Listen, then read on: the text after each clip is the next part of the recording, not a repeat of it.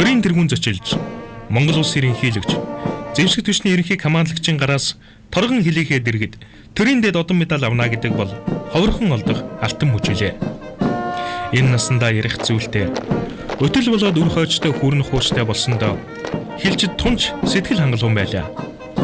Хилийн 13 дугаар отрядаас гараад 80 орчим километр явж, Хилийн 12 дугаар отрядын 1-р застав их говийн зөрөгтнүүдийн өлгийн нутагт очидаг юм. Их нутгаараа элгэн саднараа бахархдаг 1-р застав түүхийн шаралсан худасны алтан үсгээр бичигдсэн гавьяатнууд.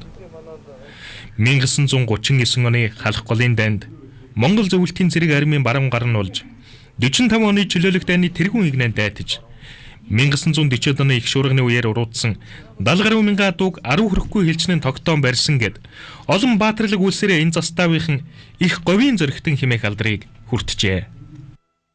Улаан хавгалсан энэ хилийн дугаар отрядад амьдралынхаа 17 жилийг өнгөрөөж энэ сайхан нар тасан хил дээр үүрэг гүйцэтгэх цагшаа миний амьдрал тохиосон энд би баярлж явдаг.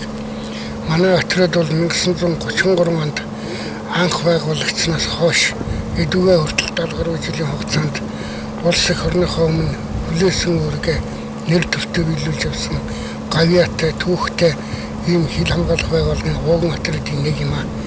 Тус отряд нь хил хамгаалалт бол одоогоос 200 гаруй жилийн тэртээ энэ Мэргэн вангийн хөшөө, Цотгоны хөшөөний хязгаар нутагт хилийн аваа тэмдэг босгосон тэр цагаас эхэлсэн холбоотой байдаг боловч өнөөдөр хүртэлх одоо энэ хил хамгаалалт маань улам боловсронгуй болж 21-р зуунд үүргээ нэр төртөө биелүүлж байгаа. Манай отрядын элчид 1939 оны халах гол баян цагааны дайн эхлэх үед тэр фронтын баруун хязгаарыг хамгаалж үүргээ нэр төртөө биелүүлэн хилийн чамд байсан хорлон сүдэх үйл ажиллагаа бүхий тагнуул хорлон сүдэгчтэй 1000 гаруй хүнийг устгаж олзолж байсан нэм түүхэн гавьяатай отрядаа. Эгэл нэг малчны гэрт төрж, малын хөлийн тоосон дөсөж, нүцгэн хөлөөрөө бууз гიშгэн өссөн эрхэм ерөнхийлөгч багийн орхоогоо дарахын тулд тэмээ морь унж, хилчин дайждтай нэг өдрийг хамтдаа өнгөрүүллээ.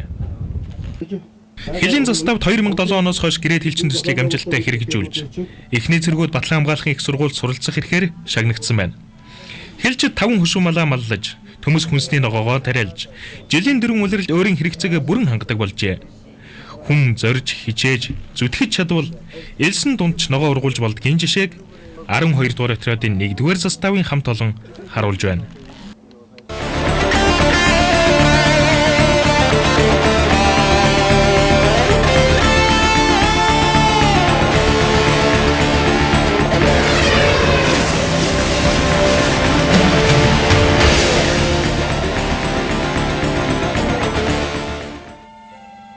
Эрэг хүний бахархал цэргийн алба хаах байдаг бол цэрэг хүний жаргал буу өрн хилийн тэмдэгтээ манан үүрэг гүйцэтгэх байдаг.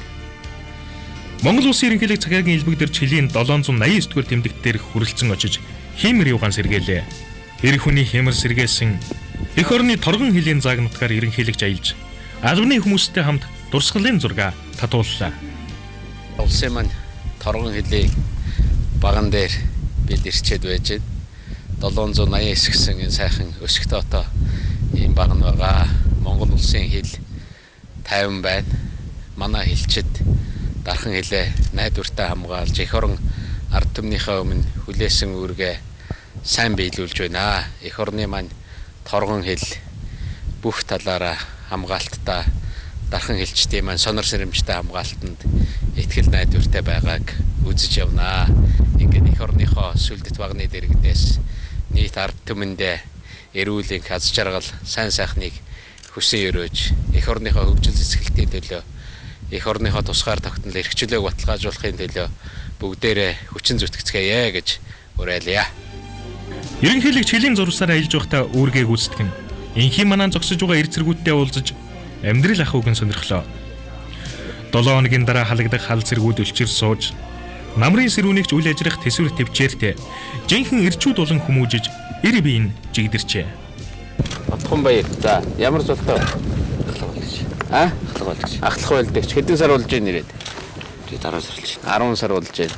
За ямар байна хилээ манад яв. сайхан. Сайхан байна уу? Тий. За дарж ийн гайгүй юу? Дарахгүй. Дарахгүй байна. Хоёлоо явдаг юм та нар энэгүй. Тий. Хэдэн километр харах вэ ер нь? Биш 16 км хэвдэг. Мананд гараад хэд хонж байна одоо?